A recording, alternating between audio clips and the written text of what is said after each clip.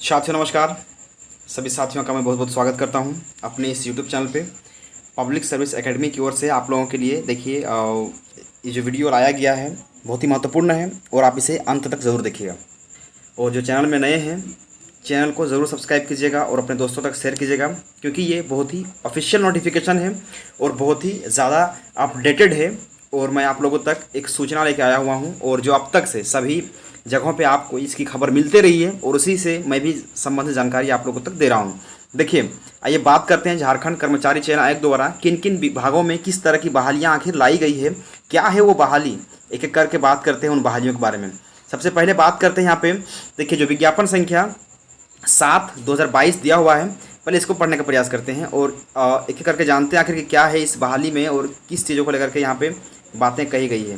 तो साथियों ये जो दिया गया जगह है यहाँ पे आप जरूर गौर से देखिए कि इसमें साफ तौर पे कहा जा रहा है कि झारखंड इंटरमीडिएट स्तरीय कंप्यूटर ज्ञान एवं कंप्यूटर में हिंदी टंकन अर्हता धारक पद हेतु संयुक्त प्रतियोगिता परीक्षा 2022 जो नियमित भर्ती है, इसमें नियमित भी भर्ती है और कुछ कुछ बैकलॉग भी सीट्स है। ठीक है, तो लगातार इसको बात की जा रहा है ना। तो आगे देखते हैं। तो यहाँ पे इस चीज़ के बारे में एक एक करके तमाम चीज़ों के बारे में थोड़ा सा हम अपने अध्ययन को थोड़ा सा गहन करते हैं और जानने का प्रयास करते हैं क्या है यहाँ की। देखिए कार्मिक प्रशासनिक सुधार तथा राजभाषा विभाग झारखंड सरकार के द्वारा पत्रांक जो भी दिया हुआ है इसमें देखिए एक पत्रांक यहाँ पे है, बहुत सारा पत्रांक है और विभिन्न पत्रांकों के माध्यम से विभिन्न प्रकार के विभिन्न विभागों में और विभिन्न पदों पर बहुत सारी बहालियाँ यहाँ पर लाई गई है। और उन तमाम बहालियाँ के बारे में तमाम बहाली के बारे में मैं आपसे डिस्कशन करने जा रहा हूँ और कितना बहाली है, इसमें पद कितने हैं, जो पद हैं पदों की संख्या जो है यहाँ पे जो 986 के आसपास यहाँ पे पदों की संख्या है और उन तमाम पदों के बारे में भी चर्चा करने वाले हैं और ये पद कितने ज़्यादा हमारे लिए बेनिफिट हो सकते हैं, फ़ायदेमंद हो सकते हैं, इन तमाम चीज़ों के बारे में यहाँ पे जानकारी साझा करेंगे और उम्मीद करेंगे कि आपसे आप इसके लिए तैयार हो सकेंगे और ख़ुद को तैयार कर पाइएगा। आगे चलिए बात करते हैं। देखते हैं यहाँ पे सबसे बड़ी खुशी की बात यह है कि इसमें जो परीक्षा शुल्क लिया गया है, परीक्षा शुल्क को देखने के बाद आपको बिल्कुल इस बात पे सहमति होना ज़रूरी है कि परीक्षा शुल्क सिर्फ और सिर्फ यहाँ पे 100 रुपीज़ रखा गया है, 100 रुपया रखा गया है, जो कि काफ़ी बेहतर है। और इसके साथ ही अगर हम बात करेंगे तो जो ST हैं और SC हैं उसके लिए यहाँ पे 50 रुपया दिया गया है और जो मतलब कि दिव्यांग हैं उसके लिए मतलब कि कोई फी नहीं लिया गया है, निःशक्त है। ठीक है, तो एक तरह का यहाँ पे इस चीज़ में थोड़ा सा तो जाहिर सी बात है कि आप लोग को राहत मिल सकती है। आगे बात करते हैं। देखिए यहाँ पे परीक्षा शुल्क के बारे में मैंने आपको जानकारी दे दिया है। फिर बात करते हैं यहाँ पे कि किस तरह के बहुत फ़ायदेमंद होगा इसमें कितना। देखिए ऑलरेडी मैंने आपको क्या कहा था कि इसमें बैकलॉग सीट भी है, तो कुल जिसमें जो रिक्त पद है बैकलॉग सीट है वो कितना है, वो बैकलॉग सीट इसमें 5 है और उन 5 सीटों को भी इसमें जोड़ा गया है। तो 986 और ये 5 अगर देखा है तो मतलब बहुत सारे, लगभग कम से कम देखा है तो 1000 के आसपास इसमें सीटें हैं जो बहुत फायदेमंद होने वाले हैं। आइए बात करते हैं तमाम रिक्तियों के बारे में, थोड़ा अच्छे से चर्चा करते हैं, इसके विवरण को पढ़ते हैं। सबसे पहले बात करते हैं कि इसमें कितना वैकेंसी आया है, हर एक चीज़ के बारे में देखते हैं, कितने पद हैं, कितने संख्या है, पद का नाम क्या है, सब के बारे में स्टडी करेंगे और जानेंगे। देखिए सबसे पहले बात करते हैं यहाँ पे, तो ये जो देख रहे हैं यहाँ पे कि निम्न वर्गीय लिपिक पद यहाँ पे है, तो ये कितने पद हैं निम्न वर्गीय लिपिक पद के बारे में अगर हम बात करते हैं तो यहाँ पे देखिए ये लेखापाल, लेखा लिपिक एवं लेखपाल सह कंप्यूटर ऑपरेटर नगर विकास विभाग की ओर से ये बहाली दिया गया है। इसमें कितने पद हैं, तो इसमें 96 पद हैं। ठीक है, फिर अगर आगे हम बात करते हैं तो 96 पद के बाद अगर यहाँ बात करेंगे तो फिर यहाँ पे दूसरा जो है निम्नलिपिक वर्ग वाला फिर बात है यहाँ पे, तो जिसमें कंप्यूटर ऑपरेटर और नगर विकास विभाग के बारे में यहाँ पे जानकारी दिया जा रहा है कि नगर विकास विभाग की ओर से जो पद दिया जा रहा है वो कितना है। तो साथियों ये पद जो है काफ़ी बड़ा संख्या में है, कितना है तो 256 पद है, इसमें 256 पद है। कुल पद कितने हैं, 256 पद हैं। और आगे बात करते हैं यहाँ पे तीसरे नंबर पे, तो तीसरा में स्पष्ट रूप से दिया गया है कि यहाँ पे स्टेनोग्राफर के बारे में बात किया गया है और इस स्टेनोग्राफर में कितने हैं तो 27 पोस्ट को यहाँ पे क्रिएट किया गया है झारखंड कर्मचारी चयन आयोग के द्वारा, जो कि बहुत बेहतर होने वाला है। ठीक है, आइए बात करते हैं आगे फिर से पद का बात करते हैं। तो लिपिक अनुसूचित जाति जनजाति अल्पसंख्यक पिछड़ा वर्ग कल्याण वर्ग विभाग में देखिए ये विभाग जो है काफ़ी इंपॉर्टेंट रखने वाला आप लोग के लिए। इस विभाग के बारे में जानिए कि ये लिपिक अनुसूचित जाति जनजाति और अल्पसंख्यक पिछड़ा वर्ग कल्याण विभाग में यहाँ पे लगभग सीटों की संख्या 104 है और ये पद दे दिया गया है यहाँ पे। ठीक है, उसके बाद फिर निम्नलिपिक वर्गीय श्रम नियोजन के बारे में बात करेंगे। कौशल विभाग में निदेशालय अगर नियोजन प्रशिक्षण में बात करेंगे तो वहाँ भी बहुत सारी बहालियाँ आई हैं, एक एक करके इसमें भी चर्चा करते हैं। तो इसमें कितने सीटों की संख्या है, तो इसमें जो है सीटों की संख्या जो है वह 144 सीटों की संख्या है। अब अगर बात करेंगे निम्नलिखित वर्गीय वाणिज्य कर विभाग के बारे में तो यहाँ पे 97 सीट्स है। ठीक है, गॉट इट, आपको इसमें जानकारी बिल्कुल मिल चुकी होगी। अब आगे बात करते हैं यहाँ पे ये 7 नंबर में देखते हैं। तो 7 में देखते हैं 7 में क्या लिखा हुआ है। 7 में लिखा हुआ है कि निम्नलिखित श्रम नियोजन एवं प्रशिक्षण कौशल विकास विभाग के नियोजन पक्ष में यहाँ बात करते हैं तो 77 यहाँ पे बहाली इसमें दिया गया है। और अगर निम्नलिखित श्रम नियोजन विभाग मतलब कि देखिए हर एक विभाग में बहुत सारी बहालियाँ दी गई और इसमें 36 बहाली इसमें भी दिया गया है। एक एक करके हम लोगों ने बात किया। इससे भी बड़ी बात तो ये है ना कि इस पे इसके तमाम सीटों के बारे में हम लोगों ने चर्चा किया। ठीक है, देखिए यहाँ पे निम्नलिखित लिपिक में अगर बात करेंगे परिवहन विभाग के बारे में तो यहाँ पे देखिए कितना ज़्यादा यहाँ पे सीट दिया गया परिवहन विभाग में। तो परिवहन विभाग का बात करते हैं तो यहाँ पे सीटों की संख्या 104 है। फिर अगर बात करते हैं यहाँ पे खान एवं भूतत्व विभाग में तो यहाँ पे सीटों की संख्या कितना है, तो 45 है। तो हर विभाग में बहुत सारी बहालियाँ दी गई हैं और तमाम बहालियों को लेकर के मैं यहाँ पे आपके सामने ये वीडियो बना रहा हूँ कि आयोग ने इस बार फिर से एक बड़ी बहाली आप सबके सामने ला के रख दी है। अब कोटिवार रिक्तियों की संख्या अधियाची विभाग से अनुरोध के आलोक में संशोधित की जा सकती है, बिल्कुल होना है। अब आगे पढ़ते हैं क्या है इसकी शैक्षणिक योग्यता, क्या ग्रेड पे है, वेतनमान क्या है। तो हर एक बहाली के लिए अलग अलग वेतनमान कहा गया है। आप जब इसके एडवर्टाइजमेंट को अच्छे से स्टडी कीजिएगा, पढ़िएगा तो समझ में आ जाएगा। फिर उसके लिए क्या क्वालिफिकेशन है, कौशल परीक्षण कैसे होगा, आशुलिपिक परीक्षा में सफल होने के लिए अभ्यर्थियों को क्या क्या करना पड़ेगा, कितना टंकन करना पड़ेगा, सारी चीज़ों के बारे में जानकारी यहाँ पे दे रखी गई है। ठीक है, तो स्टेनोग्राफर के बारे में बात करते हैं, फिर निम्नलिपिक के बारे में बात करते हैं। देखिए तो ये योग्यताएँ जो है ना आपको जानना पड़ेगा, ग्रेड पे कितना है, 10+2 लेवल के बहाली है, किस तरह से आएगा, वो सब यहाँ पे दिया हुआ है। देखिए जितना भी पद यहाँ पे बात करते हैं, ये पद का बात करेंगे एक में निम्नलिपिक वाला बात करेंगे। निम्नलिपिक देखिए यहाँ पे क्या है, कार्यालय सहायक लेखापाल लेखालिपिक के बारे में बात करते हैं। ठीक है, यहाँ पे नगर विकास एवं आवास विभाग की तरफ से, फिर यहाँ पे ये भी नगर विकास आवास विभाग की तरफ से आएगा। ठीक है, फिर यहाँ पे लिपिक अनुसूचित जाति जनजाति पिछड़ा आयोग अल्पसंख्यक आयोग के बारे में यहाँ पे कल्याण विभाग की ओर से जो निकाला गया है बहाल उसमें है। निम्नलिपिक श्रम नियोजन प्रशिक्षण एवं कौशल विकास विभाग निदेशालय नियोजन एवं प्रशिक्षण के बारे में जो बात कहा गया है ये देखिए। निम्नलिपिक वाणिज्य कर के बारे में, फिर निम्नवर्गीय लिपिक श्रम नियोजन प्रशिक्षण विभाग के बारे में यहाँ पे। तो मतलब देखिए जितना विभाग है इस तमाम विभागों के बारे में बात करते हैं, 10 विभाग, इन तमाम विभागों में क्या है इसका क्राइटेरिया सब के बारे में थोड़ा सा स्टडी करते हैं। ठीक है, तो उम्मीद करते हैं कि आपको सारा चीज़ समझ में आएगा। देखिए हम जानने का प्रयास करते हैं। सबसे पहले बात करते हैं यहाँ पे इस जगह में कि सभी के लिए क्या है मैट्रिक्स लेवल का जो ये जो देख रहे हैं आप, ये मैट्रिक्स लेवल का जो पे स्केल है कितना है, तो 19,900 से 63,200 रुपया तक का ये पे स्केल आपका बढ़ेगा।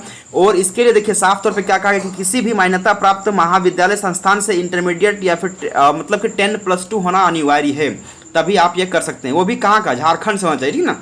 फिर करा इसमें क्या है, टाइपिंग क्या है इसमें कि हिंदी में 25 शब्द प्रति मिनट की गति से आपको 250 वर्डों यानी शब्दों की 10 मिनट में आपको कंप्यूटर पर टंकित करना होगा। और इसमें उत्तीर्णता प्राप्त करने के लिए लगभग 2% से अधिक गलतियां नहीं होनी चाहिए, अन्यथा वैसे उम्मीदवार की आयोग को द्वारा मतलब कि अयोग्य कर दिया जाएगा। मतलब कि 2% जो 2% एरर दिया गया है तो उससे ज़्यादा नहीं होना चाहिए। अगर ज़्यादा हुआ तो फिर उसको आप वो आयोग के द्वारा अयोग्य घोषित कर दिया जाएगा। ठीक है, तो ये था इसका योग्यता।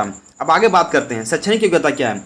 तो शैक्षणिक योग्यता आप लोग को पता ही गया है, दिया गया है कि पहले की आप लोग को ये इंपॉर्टेंट मैसेज था कि इसके लिए 10वीं का और 12वीं का पास होना झारखंड से ही, झारखंड के किसी भी राज्य में मान्यता प्राप्त शैक्षणिक संस्थान में उत्तीर्ण होना अनिवार्य है। ठीक है, तो ये था, ये अपडेट था। अब आगे बात करते हैं, ज़रूरी सूचना है, ज़रूर आप इसको अच्छे से स्टडी कीजिएगा, बहुत बेहतर है। झारखंड में इस तरह की बहालियाँ बहुत सालों के बाद देखी गई है। 2017 में जो पंचायत सचिव की बहाली आई थी उसके बाद से ये दूसरी बहाली है, बड़ी बहाली है, जो झारखंड के युवाओं को लेकर के अगर बात करेंगे, झारखंड के बेरोजगार युवाओं के अंदर प्रति जो अब जो एक नया उम्मीद है वो फिर से जाग चुका है।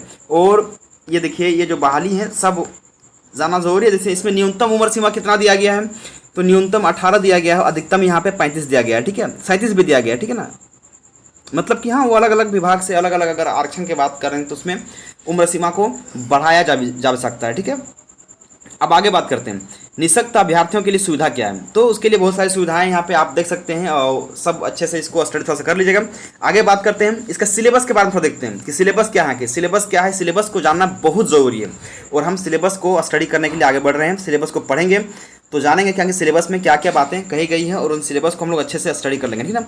जाति प्रमाण पत्र, आवासीय प्रमाण पत्र एक ही स्तर का बना होना चाहिए, सिलेबस में अच्छे रूप से मेंशन कर दिया गया है, ठीक है। थोड़ा सा समय दीजिए, मैं सिलेबस में पहुंच रहा हूं। सिलेबस बहुत ही आसान है, बहुत मजबूत है। और पिछला साल जो 2017 में निकाला गया था वैकेंसी, जो पंचायत सचिव का वैकेंसी आया था या तो फिर 10+2 लेवल का जो वैकेंसी आया था, उस वैकेंसी से ये वैकेंसी में बहुत अंतर है। सिलेबस में काफ़ी ज़्यादा अंतर आ चुका है, ठीक है। परीक्षा का स्वरूप क्या होगा तो जान लीजिए। तो OMR शीट पर आधारित ली जाएगी परीक्षा, ठीक है ना। मतलब कि ये ऑनलाइन नहीं होगा बल्कि ये OMR शीट पे आधारित ये परीक्षा होगा, ठीक है। तो आगे देखिए हम बात करते हैं यहाँ पे ना। देखिए ये रहा सिलेबस आपका, पाठ्यक्रम क्या है परीक्षा का, इसके बारे में थोड़ा सा अच्छे से स्टडी करते हैं और मैं आप लोग को बता दूंगा, ठीक है ना। फिर बात करते हैं यहाँ पे कि नॉर्मलाइज OMR शीट पर यदि विभिन्न समूहों से लिया जाता है तो अभ्यर्थियों के प्राप्तांक को नॉर्मलाइज किया जाएगा एवं मेधा सूची उनके प्राप्तांक के नॉर्मलाइज्ड के अंक के आधार पर तैयार किया जाएगा। परीक्षा फल प्रकाशन हेतु पश्चात उन्हें नॉर्मलाइज अंक दिया जाएगा। मतलब कि देखिए बहुत बड़ी और अच्छी खबर ये है आप लोग के लिए कि जो पेपर होगा इसमें नॉर्मलाइजेशन करने का बहुत सारा प्रावधान दिया हुआ, मतलब कि नॉर्मलाइज किया जाएगा, ठीक है ना। पहले से ही आपको विकल्प दे दिया गया है।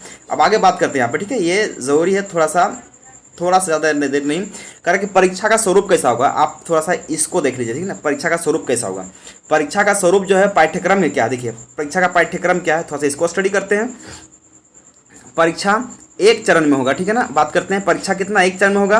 मुख्य परीक्षा ली जाएगी, मतलब कि डायरेक्ट टेस्ट में मेंस होगा और सब परीक्षा में सभी प्रश्न जो है ना वास्तुनिष्ठ एवं बहुविकल्पीय उत्तर युक्त होंगे और एक प्रश्न का पूर्ण अंक कितना होगा तो 3 अंक का होगा और प्रत्येक सही के लिए 3 अंक दिए जाएंगे और अगर गलत उत्तर होता है तो उसके लिए 1 अंक की कटौती की जाएगी। भाषा को छोड़ करके अन्य विषयों में प्रश्न हिंदी और अंग्रेजी भाषा होंगे। मतलब कि अगर बात करें क्वालिफाइंग का पेपर तो हिंदी और इंग्लिश में रहेगा। अब आगे देखते हैं कि मुख्य परीक्षा का पैटर्न क्या है और मुख्य परीक्षा में क्या क्या बातें कही गई हैं। आगे बात करते हैं मुख्य परीक्षा में, कारण कि मुख्य परीक्षा के लिए 3 पत्र होंगे। परीक्षा पत्र 3 क्या होगा और 3 पालियों में ये परीक्षा ली जाएगी और मतलब कि प्रत्येक पाली के लिए 2 घंटे का समय दिया जाएगा और इसमें क्या क्या है एक एक करके विवरण देते हैं, प्रस्तुत करते हैं आपके सामने। भाषा का बात करते हैं सबसे पहले भाषा के बारे में, ठीक है। तो कुल करा कि 120 प्रश्न होंगे, 2 घंटा होगा, हिंदी और अंग्रेजी की भाषा होगा। ये क्वालिफाइंग नेचर का 5 देखिएगा, ये खुद करा यहाँ पे कि ये क्वालिफाइंग रहेगा, ठीक है। क्वालिफाइंग रहेगा और जिसमें से आपको 30% अंक प्राप्त करना निर्धारित किया गया है, अनिवार्य किया गया है। अब बात करते हैं पेपर 2 के बारे में। पेपर 2 बहुत इंपॉर्टेंट है। देखिए बात करते हैं पेपर 2 कह रहा है कि जनजातीय एवं क्षेत्रीय भाषा कुल प्रश्न 100 रहेंगे और परीक्षा अवधि जो है 2 घंटे का रहेगा। क्या है इसमें आपको अच्छे से समझना होगा कि इसमें से किन किन भाषा को लेकर के बातें कही गई। ये देखिए यहाँ पे इसमें से अगर हम बात करेंगे एक करके तो इसमें जो भाषा दिया गया है उर्दू है, संथाली है, बंगला है, मुंडारी है, हो है, खड़िया है, कुडुक है, कुरमाली है, खोट्ठा, नागपुरी, पंचपरगनिया और उड़िया में से किसी एक भाषा का परीक्षा विकल्प के आधार पर आप अभ्यर्थी मतलब दे सकेंगे और वो मेरिट में आएगा, ठीक है। इसी भाषा से मेरिट बनेगा। तो ये मैंने कहा पेपर 2 था। अब बात करते हैं पेपर 3 के बारे में। पेपर 3 भी बहुत ही शानदार और आसान रहने वाला है और मज़ेदार रहने वाला है। क्या है पेपर 3 तो कह रहा है कि पेपर 3 में सीधे कह रहा कि सामान्य ज्ञान और कुल प्रश्न जो है ना 120 रहेंगे और परीक्षा की अवधि कितना करेगा तो 2 घंटे का अवधि रहेगा। अब बात करते हैं क्या क्या रहेगा, सामान्य ज्ञान से बात करते हैं तो 30 प्रश्न रहेंगे सामान्य ज्ञान से। झारखंड से संबंधित ज्ञान जो रहेगा कितना 40 प्रश्न रहेंगे और अगर बात करेंगे कंप्यूटर ज्ञान एवं हिंदी टंकन से संबंधित प्रश्न तो कितने रहेंगे 50 प्रश्न रहेंगे। यानी कंप्यूटर से 50 प्रश्न यानी बहुत ज़्यादा फायदेमंद यहाँ पे होने वाला है। ये मतलब कि सिलेबस काफ़ी बेहतर होने वाला है। ये हो गया, मैंने आप लोग को पहले ही बता दिया, ठीक है ना। और ये था, ये सिलेबस है। सिलेबस को अच्छे से आप पढ़िएगा। हम अलग से आप लोग को इस सिलेबस को लेकर के वीडियो बना देंगे, ठीक है। चलिए फिलहाल मेरे साथ वीडियो में बने रहने के लिए आप लोग का बहुत बहुत धन्यवाद। ये वीडियो यहीं तक